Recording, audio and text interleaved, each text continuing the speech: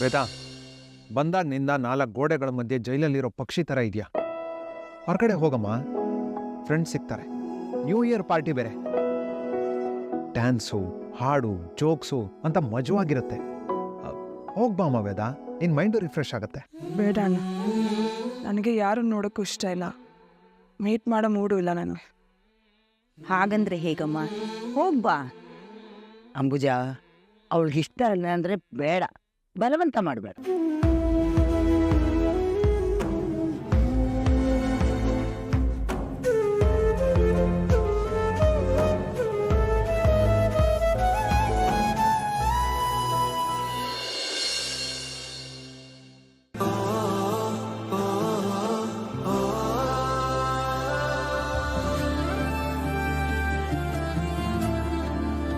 ಜಯ, ದೇವಸ್ಥಾನಕ್ಕೆ ಎಲ್ಲಾದ್ರೂ ಹೊರಟಿದ್ಯಾ?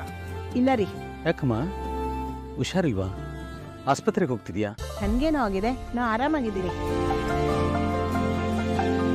ಅತ್ತೆ, ನೀವು ಬರೋದು ತಡ ಆಗೋದಾದ್ರೆ ಊಟನ ಬಾಕ್ಸಿಗೆ ಹಾಕೊಡ್ಲಾ? ಬೇಡ ಮಾವಸು, 1 ಗಂಟೆ ಒಳಗೆ ನಾವು ವಾಪಸ್ ಬಂದ್ಬಿಡ್ತೀವಿ.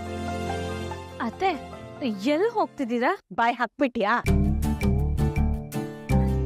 ವಿಕ್ರಮ್, ರೆಡಿ ಏನೋ? ಏನು ಇದು? ಶರ್ಟ್ ಒಂಚೂರು ಚೆನ್ನಾಗಿಲ್ಲ. ಹೋಗು, ಬೇರೆ ಬದಲಾಯಿಸ್ಕೊಂಬ. ಹೋಗು. ಸಖತ್ತಾಗಿದೆ ಇದು. ಇಷ್ಟಕ್ಕೂ ಎಲ್ಲಿಗೆ ಹೋಗ್ತಿರೋದು? ಹೊರಗೆ ಹೋಗ್ಬೇಕಾದ್ರೆ ಎಲ್ಲಿ ಹೋಗ್ತಿದೀವಿ ಅಂತ ಕೇಳಬಾರ್ದು, ಅದು ಅಪಶಕುನ. ಬಾ.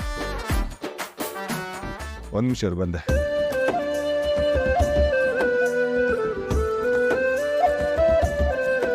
ಏನಂದೆ?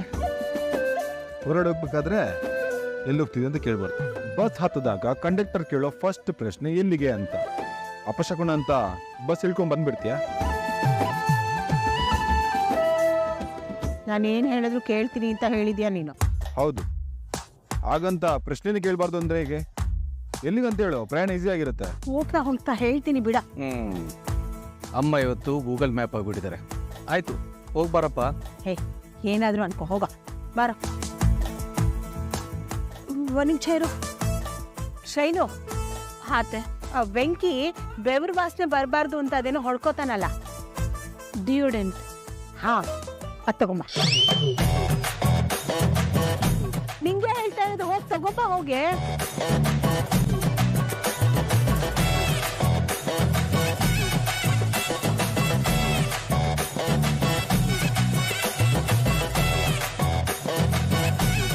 ಬೇಗ ಬಾರೆ.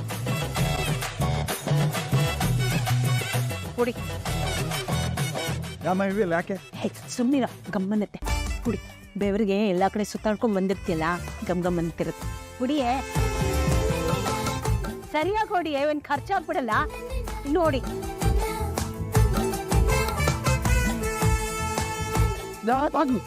ಸಾಕು. ಇಲ್ಲಿ ಈಗ ನೋಡು, ಗಮ್ಮಂತ ಇದೆ. ಬಾ. ಏಯ್, ಸಿಕ್ಕಾಪಟ್ಟೆ ಅತ್ತೆಗೆ ಆಡ್ತಿದ್ದೀಯ ನೀನು. ಏಯ್, ಸುಮ್ಮನಿರ, ಲೈಟ್ ಆಗ್ತಿದೆ. ಬಾ. ಬಸ್ಸು, ಅಮ್ಮ ಏನಾದರೂ ಮಾರ್ನಿಂಗ್ ಶೋ ಹೋಗ್ತಿದಾರ ಮಗನ ಜೊತೆಗೆ? ಒಂದು ಒಳ್ಳೆ ಕೆಲ್ಸಕ್ಕೆ ಹೋಗ್ಬೇಕಾದ್ರೆ ಇಲ್ಲಿ ಎಷ್ಟು ಬಾಯಿಗಳು ಮಾತಾಡುತ್ತಲ್ಲ. ಬರ್ತೀವ್ರಿ.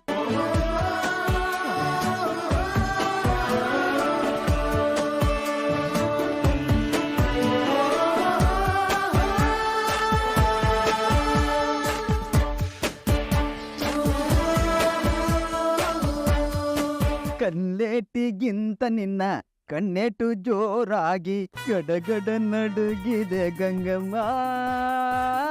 ನನ್ನ ಎದೆಯಲ್ಲಿ ಡವಡವ ಡವಡವ ಡವಡವ ಡವಡವ ಕೇಳಮ್ಮ. ನನ್ನ ಎದೆಯಲ್ಲಿ ಡವಡವ ಡವಡವ ಬೇಡ ಕಡೆ.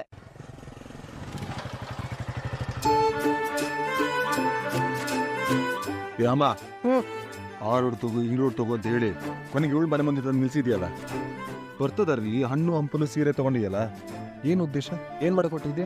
ನಾನೇನ್ ಹೇಳಿದ್ರು ಮಾಡ್ತೀನಿ, ತುಟಿಕ್ ಪಿಟಿಕ್ ಅನ್ನಲ್ಲ ಅಂತ ಮಾತು ಕೊಟ್ಟಿದ್ಯಾ ತಾನೆ? ಸೈಲೆಂಟ್ ಆಗಿ ಬಾ. ಅಮ್ಮ, ಗಾಡಿಯಿಂದ ಇಳಿದ್ ಬಾರೋ. ಬಂದು ಬಂದು ಬಾ ಬಾ ಬಾ.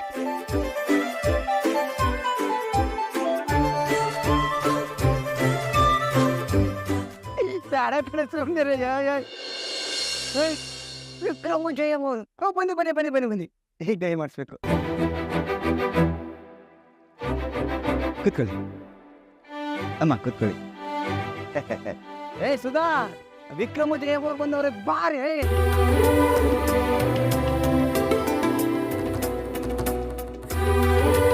ಏಯ್ ಜಯಕ್ಕನು ವಿಕ್ರಮ್ ಬಂದವ್ರೆ ಬಾನೆ ಅಂತೀನಿ. ನಮಸ್ಕಾರ ಸುಧಾ. ಬನ್ನಿ ಬನ್ನಿ. ಅವ್ರು ಬಂದಿದ್ದಾಯ್ತು, ಕೂತಿದ್ದು ಆಯ್ತು. ಈಗ ಬನ್ನಿ ಬನ್ನಿ ಬನ್ನಿ ಅಂತೀಯ. ಬನ್ನಿ ಅಂತ ಕರೆಯಕ್ ಹೇಳ್ದಲ್ಲ, ಕರ್ದೆ. ಜಯಮ್ಮ, ನಿನ್ಗಿದ್ ಬೇಕಾ? ಸುಧಾ, ಚೆನ್ನಾಗಿದ್ಯಾ? ಇಲ್ಲಿವರೆಗೂ ಚೆನ್ನಾಗೇ ಇದ್ದೆ, ಮುಂದಕ್ಕೆ ನೋಡ್ಬೇಕು.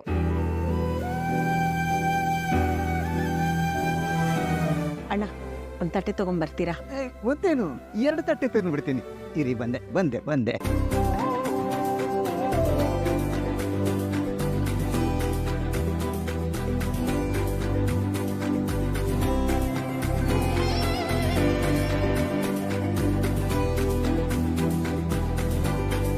ಸಾಕ್ಷಿ ಎಲ್ಲಿ ಕಾಣ್ತಾ ಇಲ್ಲ?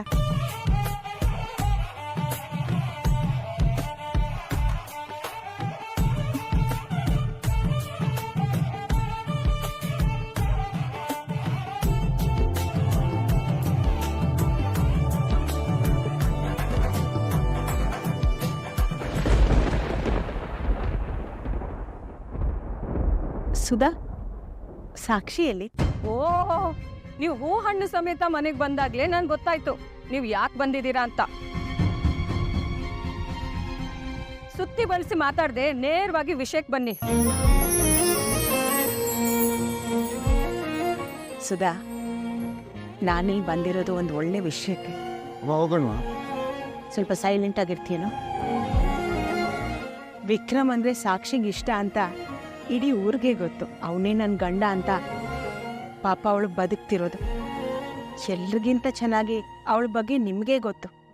ಅದಕ್ಕೆ ಸಾಕ್ಷಿನ ನಮ್ಮನೆ ಸೊಸೆಯಾಗಿ ಮಾಡ್ಕೋಬೇಕು ಅಂತ ನಿಮ್ ಹತ್ರ ಬಂದಿರೋದು.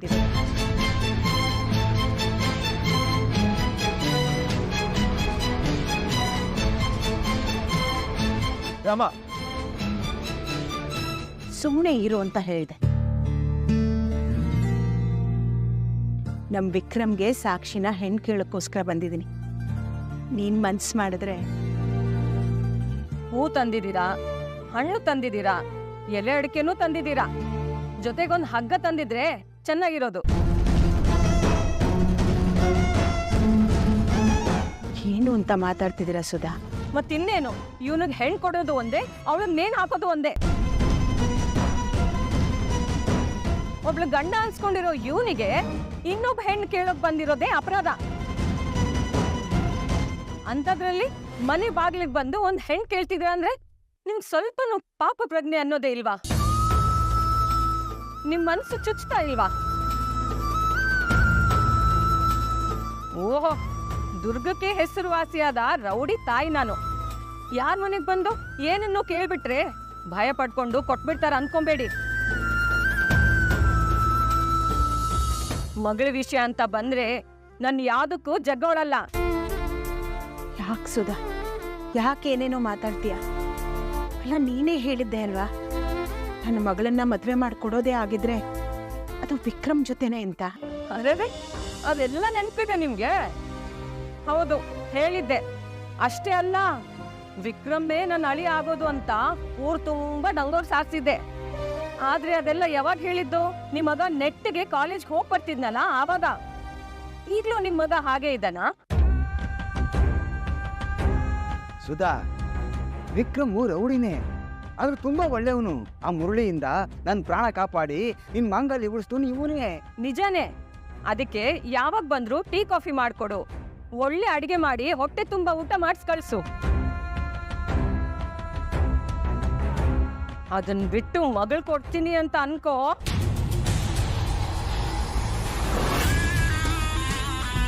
ನೋಡಿ ಜಯಕ್ಕ, ಚೆನ್ನಾಗಿದ್ದಿದ್ ಹುಡುಗ ಯಾವ್ದೋ ಒಂದ್ ಕಾರಣಕ್ಕೆ ರೌಡಿ ಆದ ಅಂದ್ರೂ ನಾನು ಒಪ್ಕೊಂಡ್ಬಿಡ್ತಿದ್ದೆ.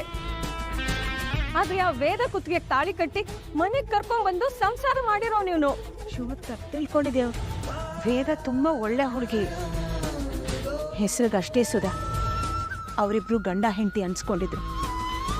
ಆದರೆ ಅವರಿಬ್ಬರ ಮಧ್ಯೆ ಯಾವ ಸಂಬಂಧನೂ ಇರಲಿಲ್ಲ. ಹೌದಾ? ಹಾಗಾದ್ರೆ ಊರವ್ರನ್ನೆಲ್ಲ ಕರೆಸಿ ಅವಳಿಗೆ ತಾಳಿಶಾಸ್ತ್ರ ಮಾಡ್ತಿದ್ರಲ್ಲ, ಅದ್ಯಾವ ಲೆಕ್ಕ?